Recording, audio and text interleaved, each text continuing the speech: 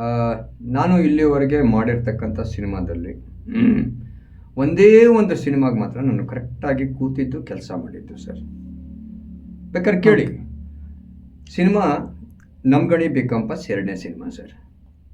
ನನ್ನ ಫಸ್ಟ್ ಫಿಲಮಲ್ಲಿ ನಾನು ಇವತ್ತಿಗೂ ಅದ್ರ ಬಾಂಡೆಡ್ ಸ್ಕ್ರಿಪ್ಟ್ ಎಲ್ಲಿದೆ ಅಂತ ಗೊತ್ತಿಲ್ಲ, ನಂಗೆ ಕೊಟ್ಟಿಲ್ಲ ಸರ್. ನನ್ನ ಮೊದಲನೇ ಸಿನಿಮಾ ಸೆಕೆಂಡ್ ಹಾಫ್ ಅಂತ ಮಾಡಿದಾಗ, ಅದಕ್ಕಿಂತ ಹಿಂದೆ ಅದು ಗಾಂಧಿ ನೋಟ್ ಅಂತ ಶುರುವಾಗಬೇಕಾಗಿತ್ತು, ಕಾರಣಾಂತರದಿಂದ ಆಗಿಲ್ಲ, ಅನೇಕ ಇಂಟರ್ವ್ಯೂಗಳಲ್ಲಿ ಹೇಳಿದ್ದೀನಿ. ಸೆಕೆಂಡ್ ಹಾಫ್ ಅಂತ ಶುರುವಾದಾಗ ನನಗೆ ಸಿನಿಮಾ ಪ್ರಪಂಚದ ಬಗ್ಗೆ ಯಾವುದೇ ರೀತಿ ಏನೂ ಗೊತ್ತಿದ್ದಿಲ್ಲ. ಏನೋ ದುಡ್ಡು ಹಾಕಿದ್ರೆ ದುಡ್ಡು ಬರುತ್ತೆ ಅಷ್ಟೇ, ಅದು ದೊಡ್ಡ ಮಟ್ಟದಲ್ಲಿ ಬರುತ್ತೆ ಅಂತ ಗೊತ್ತಿತ್ತು.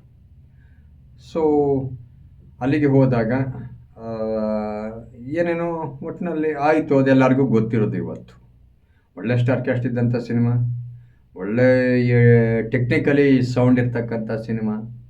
ಆದರೆ ಜನಕ್ಕೆ ಏನು ಬೇಕೋ ಅದನ್ನು ಕೊಡೋದ್ರಲ್ಲಿ ಆ ಸಿನಿಮಾ ಸೋಲ್ತು.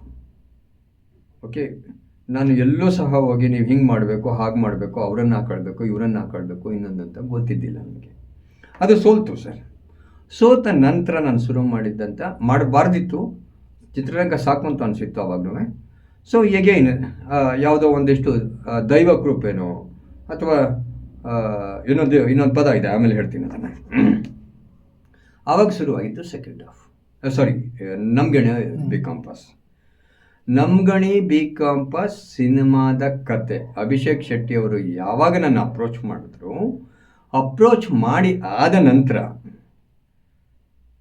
16ರಿಂದ 18 ಸಾರಿ ಇರಬೇಕು ಆ ಕಥೆಯನ್ನು ಬೇರೆ ಬೇರೆ ಪ್ರತಿಯೊಬ್ಬರಿಗೂ ಕೇಳಿಸಿ ಒಬ್ಬೊಬ್ಬರ ಅಭಿಪ್ರಾಯವನ್ನು ತಗೊಂಡಾದ್ಮೇಲೆ ಆಗಿದ್ದಂಥ ಸಿನಿಮಾನೇ ಗಣಿ ಬಿ ಕಾಂಪಾಸ್. ಹಾಗಂತ ಅಭಿಷೇಕ್ ಶೆಟ್ಟಿ ಏನು ಮಾಡಿದರು ಅದನ್ನು ಎಲ್ಲೂ ಸಹ ನಾವು ಯಾರೂ ತುಂಬ ಚೇಂಜ್ ಮಾಡಲಿಲ್ಲ. ಸಣ್ಣದು ಇವಾಗ ನೀವು ಮಾತಾಡ್ತಿದ್ದೀವಿ, ಅಭಿ ಹಿಂಗಲ್ಲ, ಹೀಗೆ ಬಂದರೆ ಹೇಗೆ ಅಂತ ಯಾರೋ ಒಬ್ಬರು ಹೇಳ್ತಾರೆ, ಅವರು ಹೋದರು, ಇನ್ನೊಬ್ಬರು ಬಂದರು, ಇಷ್ಟೇ. ಅಭಿಷೇಕ್ ಶೆಟ್ಟಿನ ಇವತ್ತು ಬೇಕಾದ್ರೆ ಕೇಳಿ, ಫೋನ್ ಆದಮೇಲೆ ಇಡೀ ಕಥೆನಲ್ಲಿ ನಾವು ಏನನ್ನೂ ಸಹ ಬದಲಾವಣೆ ಮಾಡಿಲ್ಲ. ಸ್ಮಾಲ್ ಹಿಂಗೆ ಟಚ್ ಕೊಟ್ಟರೆ ಈ ರೀತಿ ಮಾಡಿದ್ರೆ ಅಷ್ಟು ಸರಿ ಕೇಳಿದ್ಮೇಲೆ ಸಣ್ಣ ಟ್ಯೂನಪ್ನಲ್ಲಿ ಗಣಿ ಬಿ ಕಾಂಪಾಸ್ ಆಗಿತ್ತು. ಓಕೆನಾ? ಅದು ಇವತ್ತಿಗೂ ಸಹ ನಾಗೇಶ್ ಕುಮಾರ್ US ಅಂದರೆ ನನಗೆ ಪರ್ಸ್ನಲಿ ನನ್ನ ಸಿನಿಮಾ ಅಂದರೆ ಗಣಿ ಬಿ ಕಾಂಪಾಸ್ ಅಂತ ನಾನೇ ಹೇಳ್ತೀನಿ, ಒಪ್ಕೊಂಡ್ಬಿಡ್ತೀನಿ ಸರ್.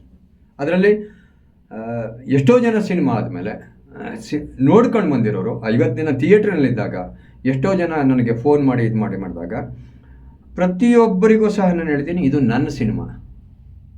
ಓಕೆ, ನನ್ನ ಸಿನಿಮಾ. ಯಾಕೆಂದರೆ ಅಷ್ಟೊಂದು ಸರಿ ಅದಕ್ಕೆ ಎಳೆದ್ಬಿಟ್ಟಿದ್ವಿ.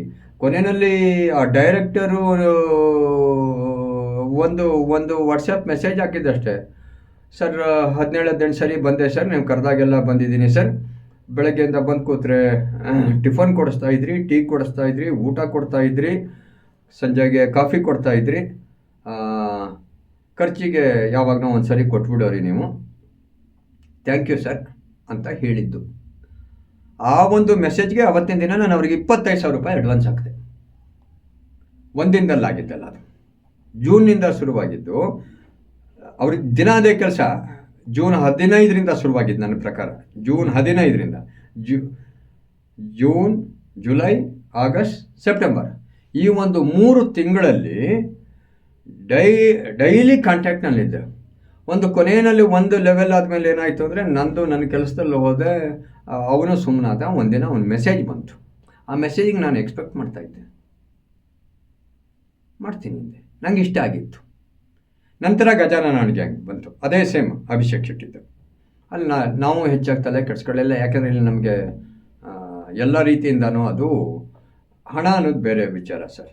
ಒಂದು ಒಳ್ಳೆ ನೇಮು, ಯಾರನ್ನು ಕೇಳಿದ್ರೆ ಹೊಸ ಹುಡುಗರು ಮಾಡಿದ್ದಾರೆ ನೋಡ್ರಿ, ಆ ಫಿಲಮು ಹೊಸ ಹುಡುಗರು ಮಾಡಿದ್ದಾರೆ ನೋಡಿ. ಪ್ರೊಡ್ಯೂಸರ್ ಅಂದರೆ ಹೆಂಗಿರಬೇಕು, ಥಿಯೇಟ್ರ್ ಹತ್ರ ಬಂದಿದ್ದರು ಅವರು. ನಾವು 25 ಡೇಸು ಆಲ್ಮೋಸ್ಟ್ ಪ್ರತಿದಿನ ಯಾವುದಾದ್ರು ಒಂದು ಥಿಯೇಟ್ರ್ ವಿಸಿಟ್ ಕೊಡ್ತಾ ಇದ್ವಿ. ಅದು ಇದ್ದಷ್ಟು ದಿನ ಕಷ್ಟಪಟ್ಟು ಕೆಲವೆಡೆ ಆಗಿದೆ, ನಮಗೂ ಇಲ್ಲ ಅಂತಿಲ್ಲ. ಆದರೆ ಸಿನಿಮಾ ಚೆನ್ನಾಗಿದೆ ಅಂದಾಗ ಇನ್ನೊಂದಿಷ್ಟು ಜನಕ್ಕೆ ಮುಟ್ಲಿ ಅನ್ನೋದಾಯಿತು. ಅವೆಲ್ಲ ಆದಮೇಲೆ ಪ್ರೈಮ್ಗೆಲ್ಲ ಔಟ್ ಆಯ್ತು. ಅದು ಪ್ರೈಮ್ಗೆ ಹೋಯ್ತು, ಟಿ ವಿಗೆ ಹೋಯ್ತು. ಗಜಾನನ ಗ್ಯಾಂಗ್ ಅಂತ ಬಂದಾಗ ನಮ್ಮ ಕಾಂಬಿನೇಷನ್ದೆ ಅದರಲ್ಲಿ ಏನೂ ಕತೆ ಕೇಳೋಕ್ಕೆ ಹೋಗಲಿಲ್ಲ ನಾನು. ಒಂಥರ ಹೋಗು, ನಿಮಗೂ ಗೊತ್ತು, ನಾನು ಹೇಳಿದ್ರಲ್ಲ, ನನ್ನ ವರ್ಕ್ನಲ್ಲಿ ನಾನು ಕೂತ್ಕೊಂಡು ನನಗೆ ಈ ಒಂದು ಟೈಮನ್ನು ಏನು ಗಣಿಗೆ ಕೊಡಿಸ್ದೆ, ಬೇರೆಯವರನ್ನೆಲ್ಲ ಕರೆದ್ಬಿಟ್ಟು ಬನ್ನಿ ಅಣ್ಣ ಒಂಚೂರು ಕೇಳಿ, ಬಮ್ಮ ಒಂದ್ಸರಿ ಕೇಳಿ, ಎಲ್ಲ ಏಜ್ ಲಿಮಿಟ್ನವರು. ಆ್ಯಸ್ ಪರ್ ಮೈ ನಾಲೆಡ್ಜ್ 21 ವರ್ಷದಿಂದ 60 ವರ್ಷದವ್ರಿಗೆ ಆ ಕತೆ ಬೇರೆಯವ್ರಿಗೆ ಹೇಳಿದ್ದಾರೆ ಅಭಿಷೇಕ್. ಅದು ಆ ಕೆಲಸ ನಾನು ಗಜಾನನ ಗ್ಯಾಂಗ್ನಲ್ಲೂ ಮಾಡಲಿಲ್ಲ. ನಮಗೂ ಎಲ್ಲದು ಓಕೆನೂ ಆಗಿತ್ತು. ಹಂಗಾಗಿ ಶುರುವಾಯಿತು. ಅದು ಆ್ಯಾವ್ರೇಜ್ ಆಯಿತು. ಸಿನಿಮಾ ಚೆನ್ನಾಗಿಲ್ಲ ಅಂತಿಲ್ಲ, ನನಗೆ ಇವತ್ತಿಗೂ ಸಹ ಒಂದು ಒಳ್ಳೆಯ ನೇಮ್ ಬಂದಿದೆ.